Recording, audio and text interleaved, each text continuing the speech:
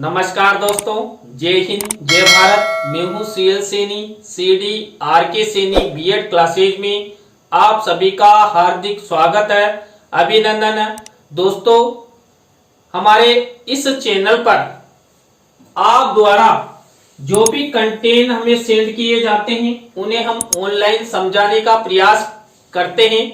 दोस्तों, आज की लाइव क्लास के अंतर्गत हम सामाजिक सांस्कृतिक रूप से पिछड़े बालकों का शिक्षण की जो हमारे समाज में सामाजिक दृष्टि से और सांस्कृतिक दृष्टि से जो पिछड़े हुए बालक रहते हैं, झुग्गी झोपड़ियों में रहते हैं, ऐसे बालकों का शिक्षण हम किस प्रकार करवा सकते हैं। तो दोस्तों, आप सब बने रहें हमारे साथ, हमारे इस चैनल के साथ। और दोस्तों, यदि आप हमारे इस चैनल पर पहली बार आए हैं तो हमारे इस चैनल को सब्सक्राइब करें और पास ही बने बेल आइकन को जरूर दबावें, जिससे हमारे द्वारा जब भी कोई न्यू वीडियो अपलोड किया जाता है या लाइव क्लास चलाई जाती है तो उनके नोटिफिकेशन आपको मिल सके और आप अच्छा अधिगम कर सके।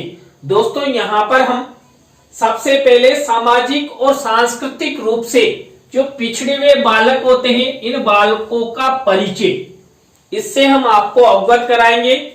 ऐसे अधिगम करता यानी कि विद्यार्थी जो सामान्य बालकों से भिन्न सामाजिक अभावग्रस्तता, उत्पीड़न, भेदभाव के शिकार है अथवा सांस्कृतिक प्रसंगों जो सांस्कृतिक दृष्टि से अन्य सामान्य बालकों से भिन्न पिछड़ेपन संस्कारों की कमी झेल रहे हैं, वे वंचित अभावग्रस्त अधिगम करता है। दोस्तों, उन्हें ही हम पिछड़े बालक कहते हैं जो सामाजिक और सांस्कृतिक दृष्टि से पिछड़े हुए रहते हैं, यानी कि सामान्य बालकों की तुलना में वो बालक कमजोर होते हैं और जिनका पालन पोषण निम्न मध्यम वर्ग या निम्न सांस्कृतिक परिवेश में हुआ है, उसे भी हम यहाँ पर पिछड़े बालक कह सकते हैं, क्योंकि सामान्य रूप से इनका जो पालन पोषण होता है ये भी निम्न प्रकार का होता है।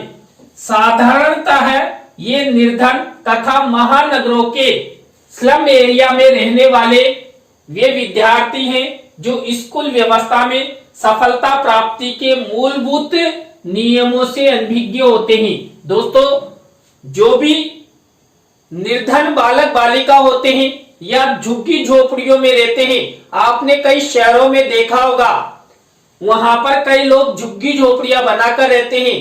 तो जो उनके बालक होते हैं वो बालक विद्यालय से वंचित तो रहते ही है, क्योंकि वो विद्यालयों के बारे में जानते नहीं है, उनके नियमों के बारे में नहीं जानते हैं, तो वो स्कूल नहीं जा पाते हैं और पिछड़े हुए रह जाते हैं, जिससे उन्हें कई प्रकार की बाधाएं आती है और उन्हें हम पिछड़े हुए बालकों की श्रेणी में रखते हैं। टेनेनबाम के अनुसार सामाजिक व सांस्कृतिक दृष्टि से सुविधा वंचित बालक वे हैं जो मध्यम वर्गीय बच्चों से काफी पीछे हैं। उनके मूल्य और आचरणों का शिक्षण प्राय वहीं से बराबर है। दोस्तों, हमारे समाज में उच्च, मध्यम और निम्न वर्ग पाया जाता है।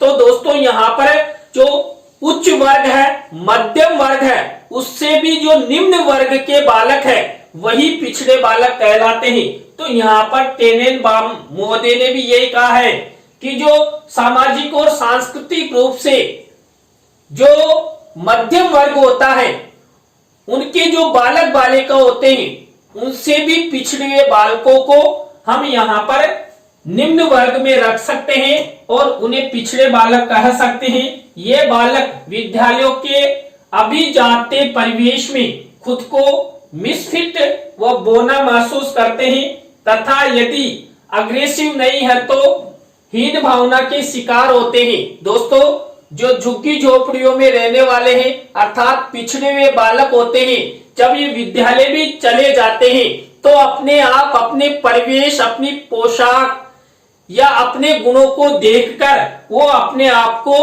उस विद्यालय में मिसफिट यानी कि समायोजित नहीं कर पाते हैं और अपने आप को छोटा बोना समझते हैं, जिससे वो कई बार इन भावना के शिकार हो जाते हैं, परंतु यह मानना कि इन अधिगमकर्ताओं में प्रतिभा या सीखने की क्षमता नहीं होती असत्य धारणा है। देखिए, कई बार हम ये सोचते हैं कि झुग्गी झोपड़ियों में रहने वाले या पिछड़े हुए बालक आगे नहीं बढ़ सकते, वो अधिगम नहीं कर सकते, उनमें प्रतिभा नहीं होती, तो ये मानना हमारा गलत है। झुग्गी झोपड़ियों में रहने वाले या पिछड़े बालक भी सामान्य बालकों की तुलना में शिक्षा क्षेत्र में आगे जा सकते हैं, अपनी सृजनात्मकता का प्रदर्शन कर सकते हैं, लेकिन उन्हें मार्ग दिखाने वाला चाहिए, उन्हें अभिप्रेरित करने वाला चाहिए।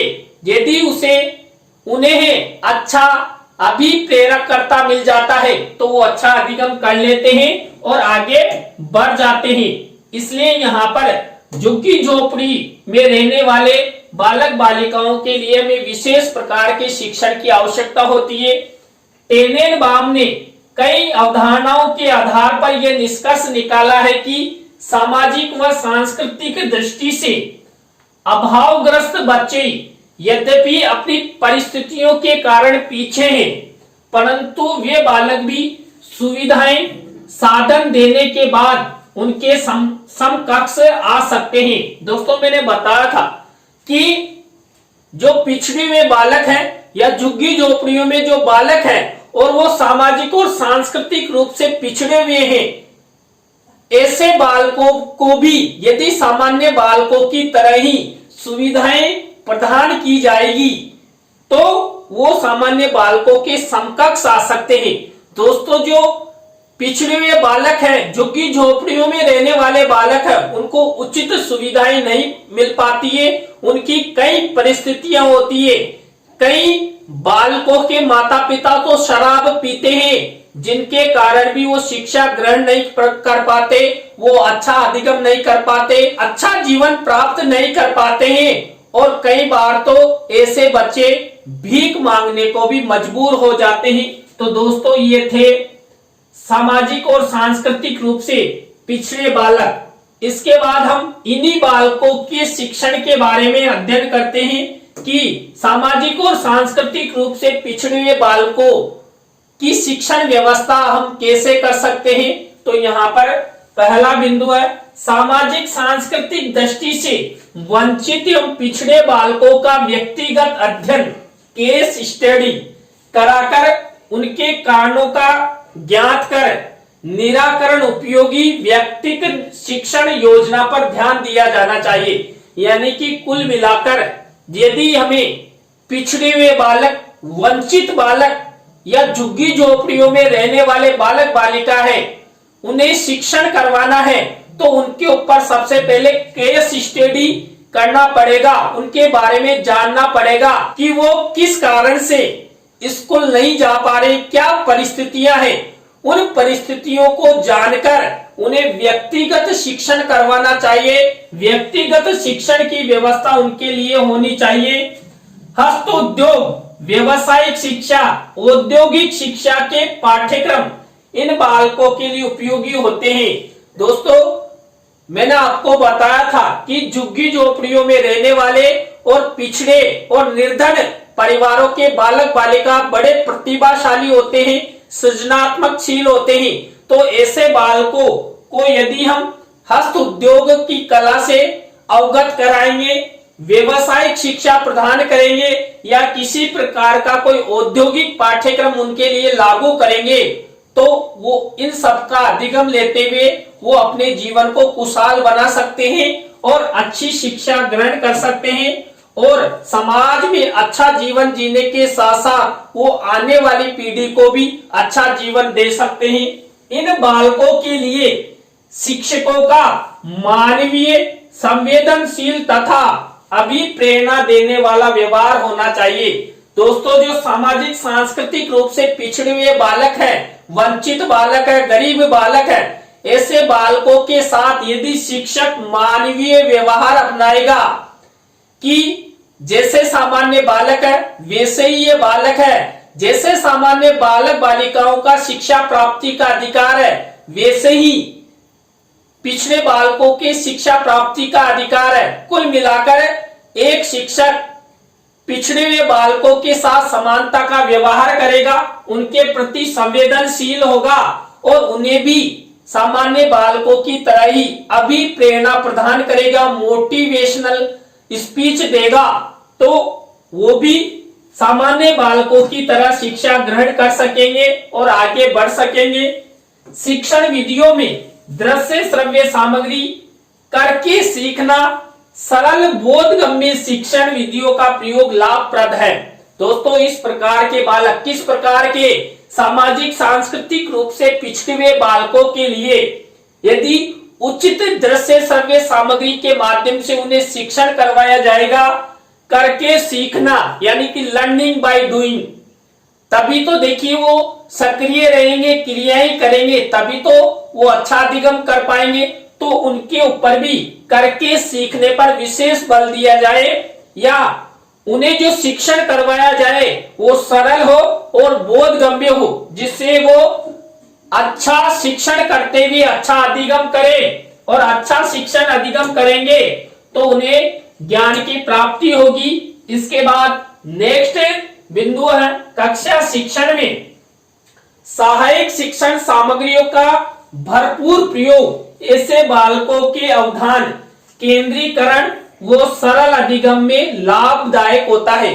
दोस्तों, जो सामाजिक सांस्कृतिक रूप से पिछड़े हुए बालक बालिका है, ऐसे बालक बालिकाओं को यदि शिक्षण सहायक सामग्री का भरपूर प्रयोग किया जाएगा, श्रव्य दृश्य साधनों का प्रयोग किया जाएगा, तो उनका ध्यान कक्ष में केंद्रीयकरण के रूप में रहेगा और उनका केवल एक ही लक्ष्य रहेगा, शिक्षण, और शिक्षण के माध्यम से अधिगम करना। तो इस प्रकार के बालकों के लिए अच्छी शिक्षण सहायक सामग्री का भरपूर प्रयोग करना चाहिए। पाठ्यक्रम में नैतिक शिक्षा वो मूल्य शिक्षा पर बल देना चाहिए। दोस्तों, यदि एक शिक्षक द्वारा सामाजिक सांस्कृतिक रूप से पिछड़े बालकों को शिक्षण करवाना है, तो ऐसे बालकों को नैतिक शिक्षा के साथ साथ मूल्य शिक्षा पर भी लेक्चरर देना चाहिए। उन्हें समझाना चाहिए कि आप शिक्षा ग्रहण करेंगे तो आपका फ्यूचर कैसा होगा, आप में जो गुण विकसित होंगे उनसे समाज में क्या फायदा होगा, समाज में आपकी प्रशंसा, आपका यश किस प्रकार बढ़ सकता है। इस तरह उन्हें नैतिक शिक्षा और मूल्य शिक्षा प्रदान कर उन्हें शिक्षण कार्य में संलग्न किया जा सकता है, सक्रिय बनाया जा सकता है। सामान्य पाठ्यक्रम के साथ भी आंशिक व्यवसायिक शिक्षा देना उपयोगी है। दोस्तों, जो सामाजिक सांस्कृतिक रूप से पिछड़े हुए वंचित बालक होते हैं, ऐसे बालकों को जब शिक्षण कार्य करवाया जाए, उस शिक्षण कार्य के साथ साथ उन्हें व्यवसायिक शिक्षा भी देना उपयोगी होता है कि वो शिक्षा प्राप्त करने के बाद बेरोजगार नहीं रहे और शिक्षा प्राप्ति के बाद वो अच्छा व्यवसाय करे और अच्छे व्यवसाय के द्वारा वो अपना जीवन यापन करे और अपने परिवार का पालन पोषण कर सके। शिक्षकों को मनोविज्ञान का गहन अध्ययन कराकर समर्पित शिक्षकों को ऐसे छात्रों हेतु शिक्षण प्रयोजन में लगाना चाहिए। देखिए, जो शिक्षक अच्छे मनोविज्ञान के ज्ञाता है, जिन्हें मनोविज्ञान के विषयों का ज्ञान है, और वो ऐसे बालकों को अच्छी तरह शिक्षा प्रदान कर सकते हैं। ऐसे शिक्षक जिनमें मानवीय व्यवहार है, वो सभी को समानता लिए हुए शिक्षा प्रदान करते हैं, वो समाज में किसी तरह का कोई भेदभाव नहीं करते। ऐसे शिक्षकों को सामाजिक सांस्कृतिक रूप से पिछड़े हुए बालकों के शिक्षण हेतु लगाना चाहिए और उन्हें बराबर सहयोग प्रदान करना चाहिए, जिससे वो आगे बढ़ सके। पाठ्यक्रम को लचीला बनाकर कैसे बालकों के अनुरूप कुछ हटकर जोड़ा जाना चाहिए। यानी कि देखिए, सामाजिक सांस्कृतिक रूप से जो पिछड़े हुए बालक रहते हैं, ऐसे बालकों को यदि हमें अच्छा शिक्षण करवाना है तो क्या करना होगा, उनके पाठ्यक्रम को लचीला बनाना होगा, सरल बनाना होगा और कुछ पाठ्यक्रम में से हटाकर कुछ नया जोड़ने का भी प्रयास करना पड़ेगा, जिससे कि सामाजिक सांस्कृतिक रूप से पिछड़े बालक अच्छा शिक्षण कर सके। अभावग्रस्त होने के कारण तथा निर्धनता के कारण ऐसे बालकों को निःशुल्क पाठ्य पुस्तक, स्टेशनरी, बुक बैंक योजना, छात्रवृत्ति, आर्थिक सहायता दिया जाना, उन्हें शिक्षा निरंतर रखे जाने तथा अध्ययन के विकास में सहायक है। यदि सामाजिक सांस्कृतिक रूप से पिछड़े बालकों को निःशुल्क पुस्तकें, निःशुल्क पोशाकें, आवागमन के साधन और छात्रवृत्ति प्रदान की जाएगी और उन्हें बार बार प्रोत्साहन किया जाएगा, अभिप्रेरित किया जाएगा, तो ऐसे बालक शिक्षा ग्रहण कर सकते हैं, अच्छा शिक्षण वो प्राप्त कर सकते हैं। अच्छे शिक्षण के द्वारा वो अच्छा अधिगम करते हुए अच्छा ज्ञान प्राप्त कर सकते हैं और अपने भविष्य को अच्छा बना सकते हैं। तो दोस्तों, आज की लाइव क्लास के अंतर्गत हमने आपको सामाजिक सांस्कृतिक रूप से पिछड़े हुए बालकों का परिचय और सामाजिक सांस्कृतिक रूप से पिछड़े हुए बालकों का शिक्षण कैसे करवाना चाहिए, उनकी शिक्षण व्यवस्था हमें कैसी करनी चाहिए, इन सब के बारे में आपको बताया। आज की लाइव क्लास आपको कैसी लगी कमेंट्स में हमें जरूर बताएं। अच्छी लगी हो तो लाइक करें, कमेंट्स करें और शेयर जरूर करें दोस्तों। और दोस्तों, आप भी चाहते हैं कि सैनी सर द्वारा हमारे बीएड पाठ्यक्रम, डीएड पाठ्यक्रम, बीए बीएड या बीएससी बीएड पाठ्यक्रम पर हमें ऑनलाइन समझाएं, तो दोस्तों आप हमारे इस हेल्पलाइन नंबर पर आपके कंटेंट हमें भेजें। हम आपसे बातचीत करेंगे और उन्हें ऑनलाइन समझाने का प्रयास करेंगे। तो दोस्तों, आज की लाइव क्लास में बस इतना ही। न्यू लाइव क्लास के साथ हम आपसे फिर मिलेंगे सीएल सैनी के साथ। जय हिंद, जय भारत, राम राम।